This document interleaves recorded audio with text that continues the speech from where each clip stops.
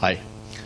I have a couple of questions, and one has to do with what I think Bob was talking about, relationships.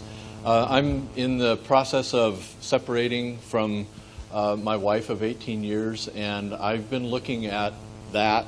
Part of what's going on, similar to what he was talking about in terms of a house, when I look at my relationship, how it was, there are a lot of things about it that I really appreciate and really love. And when I look at those, sometimes I find myself feeling negative or sad because those things are no longer there. And I'm wondering what I can do at that moment, because it feels like the thought that goes through my mind at that point is, well, if appreciating makes you sad, maybe you should be appreciating. Appreciation doesn't make you sad. In other words, appreciating always feels good, but noticing something that you want isn't makes you sad. Okay. In other words, if you can realize that if it feels good, that means you're in vibrational harmony with the essence of it. If it feels bad, that means you're not in vibrational harmony with the essence of something that you want. That's why we're saying it feels confusing because it feels like the same subject. I'm thinking about aspects of the relationship, or I'm thinking about the house, and it's making me feel bad. And we say, that's why if you will learn to tune your sensor in terms of feeling rather than thinking, you can get into the vibration that will ultimately allow what you want more quickly. Let's talk about this in a little bit of detail, because we know these words are logical, but we want you to really get it. Give us an example of a thought that makes you feel bad, one that you come across regularly. That my wife, Karen, and I used to walk a lot with our dog in the woods and on the beach and things like that. The other day, a wonderful man in Southern California sat in a room like this, and he was talking about some things that were going wrong. And we played with him a little bit, as you've heard us doing here today, trying to get him to talk about what he wanted. And finally he blurted, "Well, sure, Abraham, if I could have it my way." And we said, hear that. If you could have it your way, in other words, you absolutely can have it your way once you find the feeling place of what your way is. And sometimes it takes a little bit of contrasting experience to even understand what you want. Now, we have to ask, in other words, if the relationship had positive aspects, what is the separation about?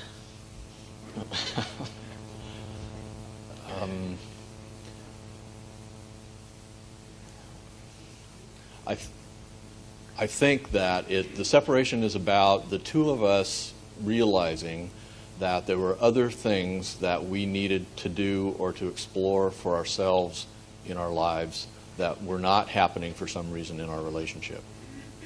So it felt sort of like whatever the dynamics were of your relationship, it was keeping you bogged down and disallowing both of you from many of the things that you wanted. Yes. Now, can you hear us when we say, you can say, well, it was the dynamics of our relationship, or you could say it was our habit of observation, or you could say it was our lack of ability to visualize. In other words, there are a lot of other ways of explaining that, aren't there? Now, we're not in any way implying that you're making a bad decision in choosing something different. In other words, that's just fine. But if you will begin to think in terms of what you're moving to rather than what you seem to be moving from, you'll begin to feel better right away. Can you find anything like that easily? In other words, what are you going to? Or is most breakup or divorce about what I'm leaving, what I'm moving from? Is a divorce more about exclusion than anything? Not always, but for the most part, a divorce is more about what I don't want. And so there's a lot of pushing against what I don't want, which puts you in sort of rocky ground for a while, because what you do want then can't begin to flow to you. That's why our friend began earlier by saying, I am going through, or I have been going through, or I've just gone through. In other words, gone through an ordeal. You usually don't say, I've just gone through a delightful walk in the park. You usually don't say that. I've gone through this ordeal. Now, from where you're standing, having lived this exaggerated contrast, because there were some issues that along the way were causing some desires to be born within you. So along that rocky contrasting ground and within the mess of the divorce and even in the sadness that follows it, from where you stand now, what do you most want? In other words, what has the contrast netted for you? What decisions have you come to as a result of what you've been living? Well, I think where I'm headed is to a place where I express myself both in my relationship with whoever that may be with and out in the world. Now, has somebody been telling you that you don't express yourself? Is that your conclusion, or has somebody been accusing you of non-expression? Yeah, somebody has. Oh, Guess you thought who? so. No. It was that one, wasn't it? The reason that we ask that is because almost always when someone makes a clear statement of something they've decided, it usually is born out of some contrasting experience. But saying, in other words, as you say, I'm going to express myself more from that feeling place of having that been one of the reasons that the last relationship failed. Are you getting the sense of what we're talking about? The vibration that you're emitting isn't going to get you anywhere pleasing. So describe it a little further. In other words, what do you mean when you say, I want to be more expressive? Get inside it. In other words, as we were talking about painting the picture, describe to us, get inside of a relationship mentally and sort of describe to us what it feels like to be in this expressive relationship. Or is it even any place you want to be? Is it some place that somebody else wanted you to be? No, yeah, I can do that. I've been doing that a lot, and what it looks like to me is that when I am feeling something, yes, whether it's good, bad, or indifferent, that I'm willing to say what that is, rather than processing it through my mind. So being willing to express what's happening for me right in that moment.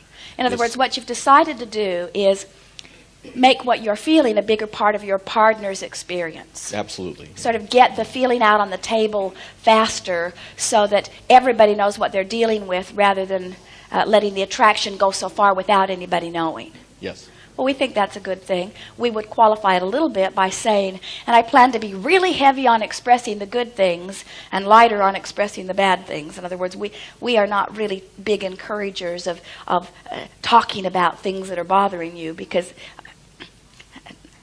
what it usually does is just attract more of it. All right. Do you think you're ready for another relationship? In other words, is it something that when you think about that, does it make your heart flutter a little bit? Does it make a feeling of enthusiasm move in you at all? Or are you sort of numb on that issue? No, it does make me feel good. And so describe a relationship to us a little more. Well, it would be a relationship on lots of different levels, physical, mental, emotional, in the sense that we could walk on a beach and be happy and say nothing, or we could be in a conversation in front of a fire somewhere talking about the deepest metaphysical principles all the way down to why that log was burning, how it was burning. Or we could be doing any number of different things, whether it's sitting in a concert somewhere, enjoying that, watching someone else be creative, or creating for ourselves, either writing, things like that. Right. Do you believe him? You do, don't you? In other words, what you speak and what you are emanating with your feeling is very much of a vibrational match. In other words, you're in a very good mode of sending a signal about what you are wanting. Now, come back to your original question with us. Can you find it again?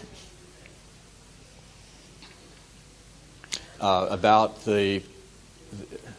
looking at the relationship as it was, seeing the good parts about that, and having that evoke All right, this is a really important topic because what happens to so many people when they are in the process of moving on in their experience from someone to someone else or from something to something else is that there is this fear that we feel within many of you that if you look back with appreciation about what was, that you'll get yourself in that place of unfulfilled yearning. In other words, remember the 3 baskets that we talked about earlier, where if you want something that you don't have, that there's a feeling of contradiction that happens that is really unpleasant.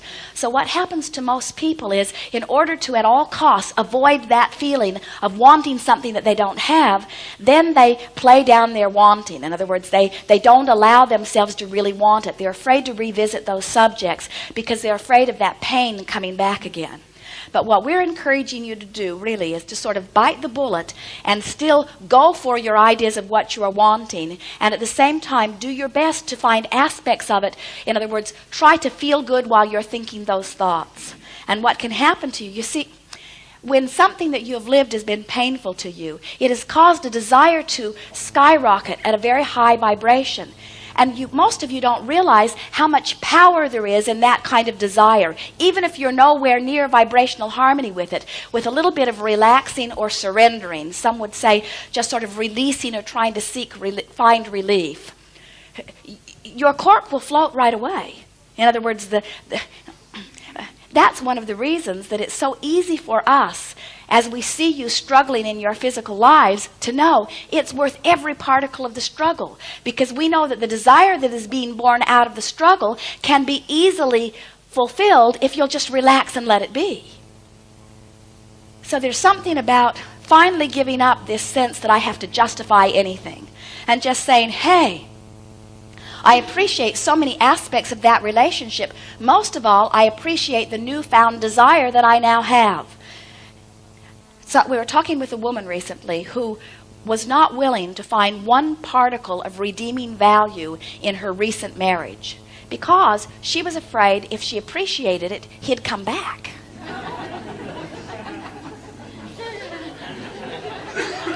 And we said, the only way he would come back is if you keep feeling the way you've been feeling. In other words, by finding a vibration that feels really good, that's very foreign from all that was, in other words, you don't need to worry about that coming back. And so just reach for that place that feels good, and in a very easy, comfortable way. You're very good with words. In other words, you're very good at painting emotional pictures by visualization and with words, and we would encourage you to just play with that. It is our feeling that good things are so near to you that it's almost as if you can open a door and there they'll be. In other words, there will not be a long period of time between where you are and the manifestation of what you are wanting. If I can just follow, thank you. Yes. If I could just follow up on that for a moment. The other thing I wanted to ask about, and it seems related to me, is that lately I've been noticing that when I'm visualizing things in the way that I want them, there are some moments when I'm not visualizing, and I seem to have a default mechanism based upon years and years of habits of thought and all those kinds of things. It feels like that default mechanism is sabotaging me somehow. That I'm not even conscious of it, but well, let us tell you what that's about. It's a habit of thought that's such a habitual, comfortable thought that you don't even know you're thinking it unless you have trained yourself to.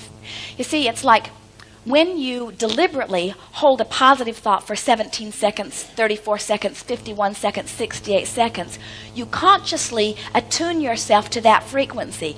Then when you go into that default mode that you're talking about, it sticks out like a sore thumb. But if you haven't established a real clear benchmark, then you can drift off into that nebulous area and not be so aware of it.